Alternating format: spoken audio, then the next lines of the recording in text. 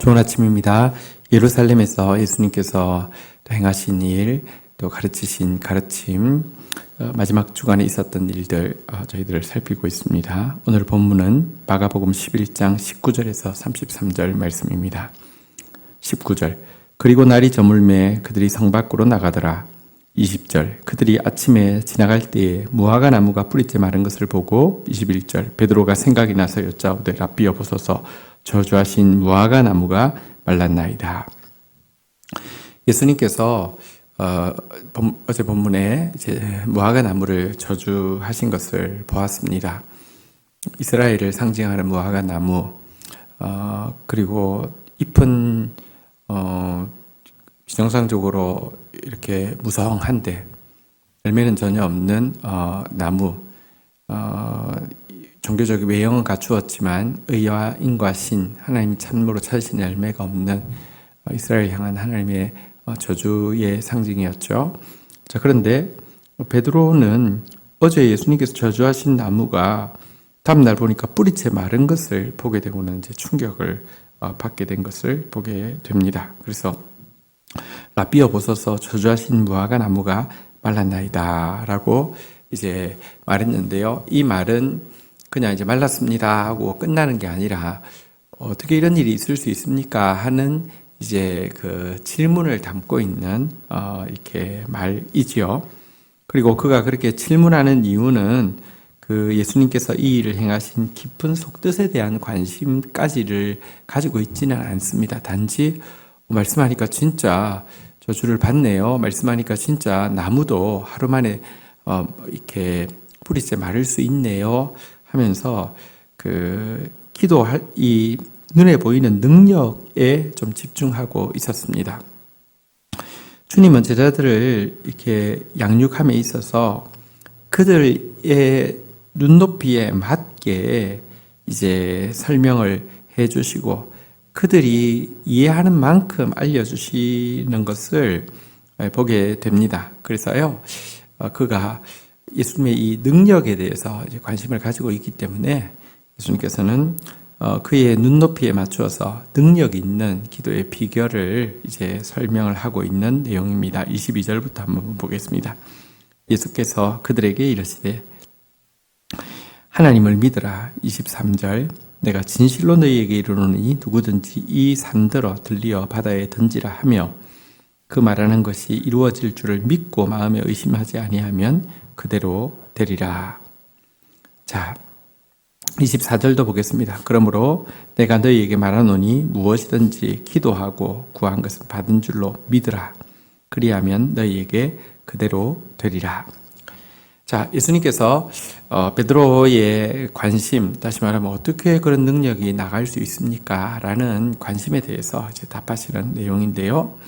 먼저 첫 번째 알려주신 비결은 진실한 믿음의 기도입니다.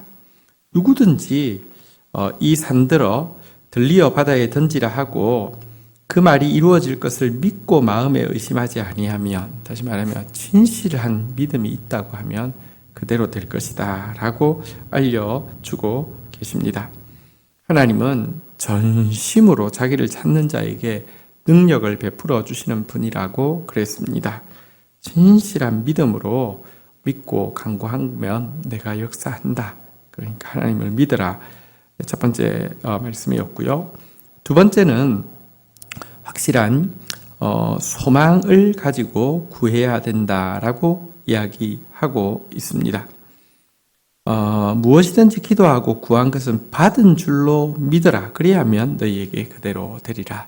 이것은 그냥 한번 그 염원으로 그냥 단지 내가 이게 있었으면 참 좋겠다라는 간절한 염원이나 혹은 아무런 소망이 없는 상태에서 믿지도 않고 소망하지도 않는 상태에서 하나의 종교의식으로 기도해서는 능력이 따르지 않지만 정말로 하나님을 믿는 상태에서 내가 기도했다고 하면 이미 받은 것으로 믿는 확실한 소망이 있을 때 나는 반드시 역사할 거다.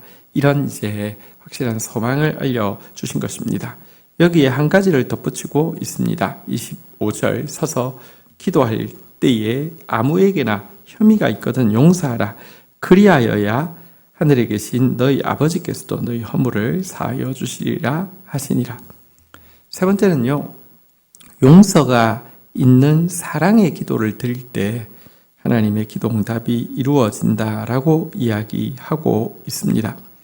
기도할 때 일단 나를 고통스럽게 하는 사람이 있거나 마음에 응어리지는 사람이 있으면 그 사람부터 먼저 용서하라고 이야기를 하고 있습니다. 여러분, 그래야지만 하나님께서도 우리의 허물을 사하여 주시고 더 나아가 우리의 기도를 응답해 주신다라고 이야기하고 있는 내용입니다. 하나님의 용서를 우리는 너무 많이 받았습니다. 그리고 그 하나님께 우리는 어떤 기도를 드립니다. 그러면서도 우리 안에 다른 사람들을 용서하지 않는다고 하면 하나님은 우리의 기도에 응답하고 싶어도 응답할 수 없는 장애물을 우리가 스스로 이렇게 쌓는 것이 됩니다. 용서하지 않은 상태에서 누군가를 미워하고 혐오하고 저주하고 심판하고 정죄하는 마음으로 기도하면 여러분, 하나님이 어떻게 응답하시겠으며 또 그 응답이 어떻게 기도하는 사람에게 축복이 되겠습니까? 그래서 정말 사랑으로 용서하는 마음을 가지고 예수님께서 보십시오. 무화과 나무를 저주하셨지만 그것은 이스라엘 사람들이 행해온 악행과 지도자들의 그 악행에 대해서 도저히 용서가 안 돼서 너무너무 혐오하고 분노하고 정죄해서 저주한 것입니까? 그것 아닙니다. 그들을 위해서 자기 목숨까지 이제 곧 내어주실 것입니다. 당신은 용서하지 않아서 심판을 저주하신 것이 아니라 공의로 심판을 이렇게 선언하신 것이지요. 우리가 용서하지 않는 마음이 있는 상태에서는요, 하나님의 뜻이 이루어지게 하는 것을 내가 스스로 방해합니다. 내가 아무리 정의와 공의의 이름으로 이야기하더라도 그래서 하나님의 이야기하는 정의와 공의와 다른 것을 이야기할 때가 많습니다. 용서하지 않고 있다고 하면. 그래서 그런 사람의 이렇게 기도는 응답되어서는 안 되는 것이죠. 확실한 능력이 나아갈 수 있는 기도의 세 가지 비결, 진실로 하나님을 믿어야 하고요. 응답에 대해서 확실히 소망해야 하고요. 그리고 우리가 기도할 때 다른 사람에 대해서 정말로 용서하는 사랑이 있어야지 주님은 응답하시겠다라고 약속하고 있습니다. 자, 이어지는 27절부터 보겠습니다. 그들이 다시 예루살렘에 들어가니라. 예수께서 성전에서 거니실 때에 대제사장들과 서기관들과 장로들이 나와 28절 이르되 무슨 권위로 이런 일을 하느냐, 누가 이런 일을 할 권위를 주었느냐. 예수님께서 성전에서 이제 거닐고 계실 때에 이제 바리새인들 또 이 사두개인들, 다시 말하면 바리새인 중에서 관직에 오른 서기관들과 사두개인들 중에서 관직에 오른 대제사장들, 이런 사람들 나와서 무슨 권위로 이런 일을 하느냐, 누가 이런 일을 할 권위를 주었느냐. 어제는 이제 성전을 정화시켰지 않습니까? 이제 여기에 대해서 이렇게 따졌습니다. 예를 들면 자의로 그랬다고 하면 감히 성전을 못 오겠다는 죄목으로 걸 수 있을 것이고, 하늘의 권세로 그랬다고 하면은 하나님을 못 오겠다라는 또 죄목을 붙여서 심판하려고 이렇게 이야기한 것이죠. 그래서 도대체 누가 이런 권위를 주었느냐 말하라 하고 추궁을 하고 있습니다. 예수님께서 대답하는 대신에 29절부터 보면 예수께서 이르시되 나도 한 말을 너희에게 물으리니 대답하라. 그리하면 나도 무슨 권위로 이런 일을 하는지 이르리라. 30절 요한의 세례가 하늘로부터냐 사람으로부터냐 내게 대답하라. 예수님께서 그들의 물음에 답하지 않고 도리어 질문을 한 개 내셨습니다. 이 질문에 너희들이 답하면 나도 무슨 권세로 이런 일을 하는지 명백히 말하겠다라고 하면서 물은 질문은 무엇이냐고 하면 세례 요한이 베풀었던 세례가 하늘로부터 온 것이냐 사람으로부터 온 것이냐라고 반문하셨습니다. 자, 그러자 이들이 갑자기 머리를 굴리기 시작합니다. 31절 그들이 서로 의논하여 이르되 만일 하늘로부터라 하면 어찌하여 그를 믿지 아니하였느냐 할 것이니 32절 그러면 사람으로부터라 할까 하였으나 모든 사람이 요한을 참 선지자로 여김으로 그들이 백성을 두려워하는지라 33절 이에 예수께 대답하여 이르되 우리가 알지 못하노라 하니 예수께서 이르시되 나도 무슨 권위로 이런 일을 하는지 너희에게 이르지 아니하리라 하시니라. 자기들끼리 의논했습니다. 하늘로부터 세례 요한의 세례는 임한 것이다. 하나님의 명령대로 한 것이다 라고 하면 그들은 세례 요한의 책망 앞에서 돌이키지도 않았고 회개하지도 않았고 세례를 받지도 않았으니 왜 하나님께서 보내신 자를 믿지 않느냐 이런 예수님께서 말씀을 하실 게 분명하고 사람으로부터라고 이야기를 하고 싶은데 하려고도 했는데 생각해 보니까 백성들이 그를 참 선지자로 여겨서 그렇게 이야기했다는 백성들로부터 이제 그 비난을 받고 백성들이 그들에게서 등을 돌릴 것을 염려하게 되었습니다. 그래서 답이 무엇입니까?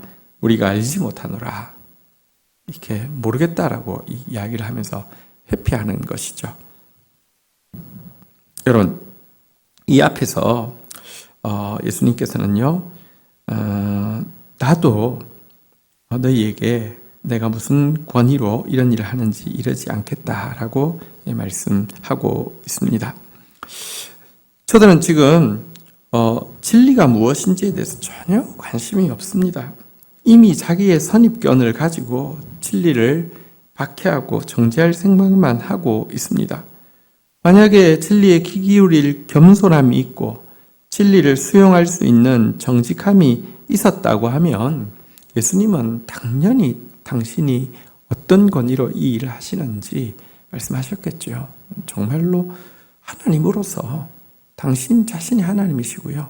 그러니 하나님으로서 하신 것이고 또 하나님께로부터 시킴받아서 하신 것이고 또 하나님이시기 때문에 스스로 하신 것이죠. 그런데 저들은 예수님이 어떤 이야기를 해도 귀 기울이지도 마음으로 받아들이지도 않을 것이기 때문에 예수님도 말씀하지 않았습니다. 진주를 돼지에게 던져주는 것은 아무 의미가 없지요. 여러분, 예수님은 지금도 당신의 진리를 계시하기를 원하시고 그 진리를 계시받은 사람은 삶이 변합니다. 그러나 예수님은 아무에게나 진리를 계시하시지는 않죠. 겸손함이 없이는, 정직함이 없이는 여러분 예수님 말씀하시지도 않을 뿐더러 하셔도 전혀 받아들이지 못합니다. 오늘 이 비참한 바리새인들 또 서기관들 그리고 대제사장들 사두개인들 이런 모습이 우리 안에 없도록 자신을 살피고 돌이키는 하루가 되기를 축복합니다. 주신 말씀 붙잡고 기도하며 나가도록 하겠습니다. 주님, 기도에는 능력이 동반되어집니다. 주님, 정말 기도를 배우게 하여 주시고 기도의 능력을 체험하게 하여 주옵소서. 하나님의 말씀이 있다고 하면 그 말씀을 진실로 믿는 자 되어지게 하여 주셔서 기도의 능력을 체험하게 하여 주옵소서. 주님의 약속이 분명하다고 하면 확실히 그것에 대해서 소망하는 함으로 말미암아 기도의 능력을 체험하게 하여 주옵소서. 우리를 통하여서 기도의 능력을 나타내기를 원하지만 우리 안에 사랑이 없고 도리어 우리 안에 용서하지 못하는 마음이 있다고 하면 우리가 능력을 행할 때마다 많은 영혼들이 상처를 입고 죽임을 당하게 되지 않겠습니까? 이미 많은 용서를 받은 저희들입니다. 너무 가분한 사랑을 받은 저희들입니다. 더 많이 사랑하고 더 많이 용서하면서 기도하는 자 되어질 수 있도록 은혜를 더하여 주시기를 간절히 간구하고 소원합니다. 예수님께 질문을 하지만 예수님께 들을 마음이 전혀 없는 진리에 귀 기울이지도 않고 진리 앞에서 회개하고 돌이키려고도 하지 않는 악하고 완고한 대제사장들과 서기관들의 모습을 봅니다. 저희들이 그런 사람 되지 않도록 도와주시옵소서. 예수님의 음성을 들을 수 있는 정말 겸손함과 그 음성 앞에서 정말 회개하고 돌이킬 수 있는 정직함을 평생 잃지 않도록 저희들을 붙들어 주옵소서. 예수 그리스도의 이름으로 기도 올립니다. 아멘.